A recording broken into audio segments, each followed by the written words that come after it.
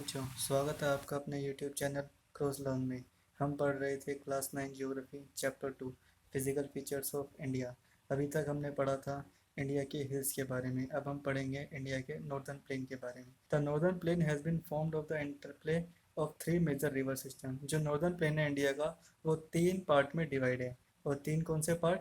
तीन river system part पे divide है। जैसे पाकिस्तान का सिंध वाला एरिया हुआ, इंडस रिवर के ऊपर गंगा वाला एरिया हुआ, और तीसरा आपका Brahmaputra river along with their tributaries. Tributary क्या होती हैं? जो भी मेन रिवर के अंदर दूसरी छोटी रिवर आके मिलती हैं, वो उसकी ट्रिब्यूटरी कहलाती हैं। जैसे अपनी गंगा नदी हो गई, इसमें यमुना नदी आके मिल रही है, तो जो यमुना नदी होगी वो होगी इसकी ट्रिब्यूटरी, मतलब गंगा की ट्रिब्यूटरी। और दूसरा होता है डिस्ट्रीब्यूटरी। डिस्ट्रीब्यूटरी होता है जब एक नदी ज़्यादा भाग में या दो से तीन पार्ट या इससे ज़्यादा में डिवाइड हो जाती हैं। जैसे कोई नदी आगे जा रही है और वो कट के, मतलब और छोटी छोटी नदियाँ उसमें से निकल जाती हैं, तो वो उसके डिस्ट्रीब्यूटरी कहलाती हैं। This plain is formed of alluvial soil. ये प्लेन किसका बना होता है? एलुवियल सोइल का बना होता है। The deposition of alluvium is the vast basin lying on the foot hills. ये क्या होता है? बहुत ही बड़े एरिया में फैला होता है डिपोजिशन। क्या होता है? जो भी हमारी रिवर है, ये हिमालय से ऊपर से काफ़ी लाखों करोड़ों साल से बहती हुई आ रही हैं। अब ऊपर से नीचे आ रही हैं तो जाहिर सी बात है अपने साथ मिट्टी भी बह के लेके आएंगी। और कोई भी चीज़ अगर पहाड़ों से या ऊंचाई से आती है तो उसकी स्पीड उस समय तेज होती है देन प्लेन में। तो पहाड़ से नीचे आ रही है उस समय वो ज़्यादा मिट्टी लेके आएगी अपने साथ और नीचे लेके आएगी, और जैसे ही वो प्लेन एरिया में आएगी तो उसकी स्पीड धीरे हो जाएगी, और धीरे होने के बाद क्या होगा? मिट्टी साइड में बैठनी स्टार्ट हो जाएगी, और उसी से क्या बना है? कि हमारा नॉर्दर्न प्लेन बना है।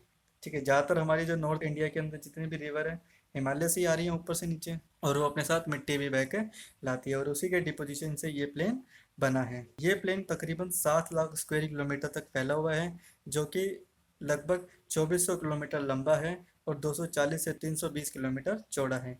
It is densely populated physiographic division, मतलब यहाँ पर बहुत ही ज़्यादा लोग पाए जाते हैं।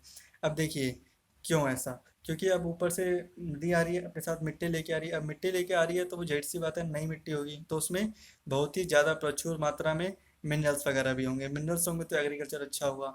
और जैसा कि आपको पता है कि पहले के टाइम में ज़्यादातर एग्रीकल्चर पे निर्भर थे लोग बाग, तो जहाँ पर एग्रीकल्चर ज़्यादा होगा वहीं पर लोग बाग आके रहेंगे। तो यहीं पर इसी एरिया में आके लोग बाग बसे थे, इसीलिए यहाँ पर ज़्यादा डेंसली पॉपुलेशन है। आपने देखा होगा इंडिया के अंदर नॉर्थ पार्ट में जितनी पॉपुलेशन है साउथ में उससे कम है, तो वो इसीलिए है क्योंकि वहाँ एग्रीकल्चर अच्छा होता है, और एग्रीकल्चर अच्छा होगा तो जाहिर सी बात है काम धंधे भी अच्छे होंगे इसीलिए। और यहाँ पर क्या है, इसके साथ साथ एडिक्वेट वाटर सप्लाई मिल जाती है, और फेवरेबल कंडीशन के लिए जो भी क्लाइमेट होता है वो भी यहाँ पर मिल जाता है। It is agriculture A productive part of India, मतलब सबसे ज़्यादा यहाँ पर प्रोडक्शन होती है इंडिया के अंदर। ये देखिए नॉर्दर्न प्लेन की एक फ़ोटो है जहाँ पर कुछ लोग क्या है, खेती कर रहे हैं। This river coming from northern, ये ऊपर से नीचे आ रही है, mountains are involve in depositional work, और कंटिन्यू जो है डिपोजिशनल वर्क ये करते जा रहे हैं इन द लोअर्स कोर्स, नीचे कोर्स में, ड्यू टू जेंटल स्लोप, मतलब खड़ी चढ़ाई है, जैसे ऊपर पहाड़ है उससे डायरेक्टली नीचे आ रहा है तो स्पीड तेज होती है, उसी की वजह से मिट्टी ज़्यादा लेके आती है और नीचे आके पिछा देती है। The river in their lower course split into numerous channel due to deposition of silt. अब जैसे ऊपर से कोई भी नदी आ रही है, अब बीच में क्या हुआ, उसने नीचे जमाव स्टार्ट किया, डिपोजिशन स्टार्ट किया, तो फिर उसके साइड से नदी बहनी शुरू हो जाएगी, तो उसकी वजह से डिस्ट्रीब्यूटरी निकलती है। ये वही डिस्ट्रीब्यूटरी है जो हमने अभी पढ़ी थी, मतलब एक चैनल्स की फॉर्म में नहर टाइप की या छोटी सी धारा सी निकल जाती है, और उसी को क्या बोलते हैं? डिस्ट्रीब्यूटरी बोलते हैं। The northern plane is broadly divided into 3 section. Northern plain को 3 पार्ट में डिवाइड करा गया है। तो जो वेस्टर्न पार्ट है नॉर्दर्न प्लेन का, उसको पंजाब प्लेन के नाम से जाना जाता है। पंजाब प्लेन ये आपका पाकिस्तान का सिंध का एरिया हुआ, पंजाब वाला एरिया हुआ, ये सारा इसी में आता है। ये किससे बना हुआ है? Indus and it's tributary. Indus river जो आपकी सिंधु नदी है और इसकी ट्रिब्यूटरीज, और इसके अंदर ज़्यादातर हिस्सा किसका आता है? पाकिस्तान का आता है।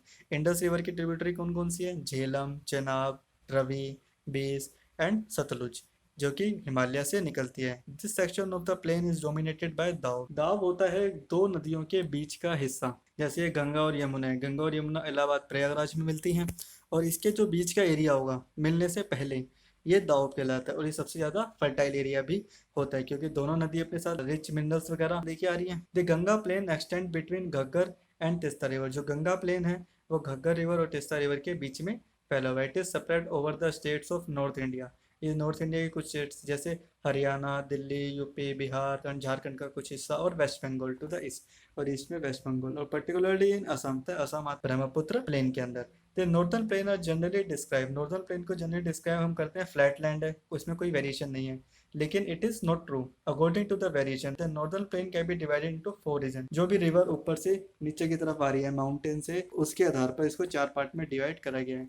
जैसे पहले क्या आता है, पेबल्स की बेल्ट। पेबल होते हैं पत्थर, छोटे छोटे पत्थर होते हैं ना, उनकी एक नैरो सी बेल्ट बनी हुई है, एक छोटा सा एरिया है, वो एरिया आता है जो कि 8 किलोमीटर से 16 किलोमीटर चौड़ा है, lying parallel to the slope of the Shivalik. Shivalik पहाड़ियों के आसपास है। It is known as Bhabar.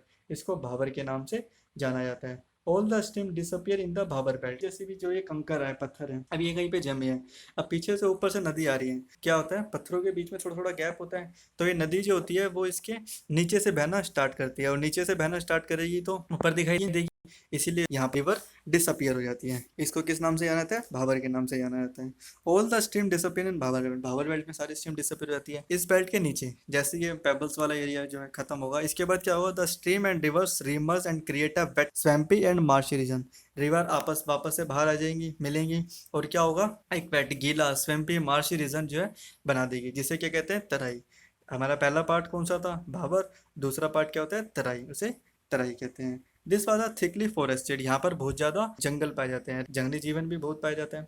The forest have been clear to create agriculture and to settle migrant from Pakistan after partition.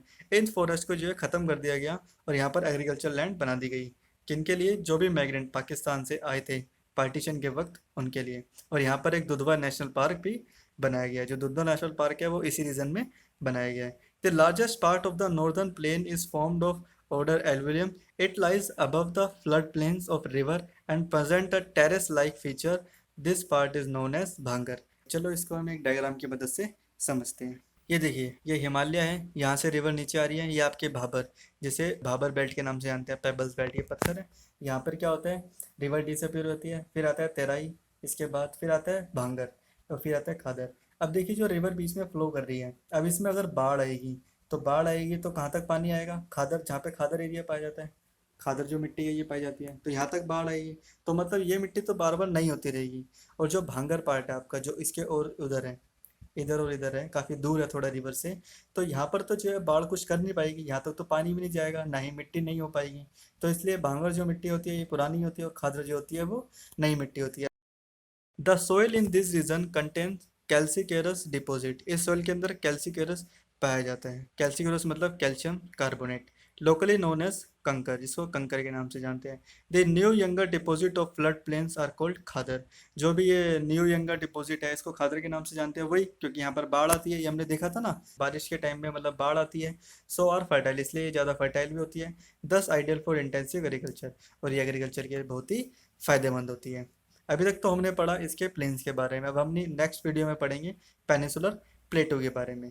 Thank you.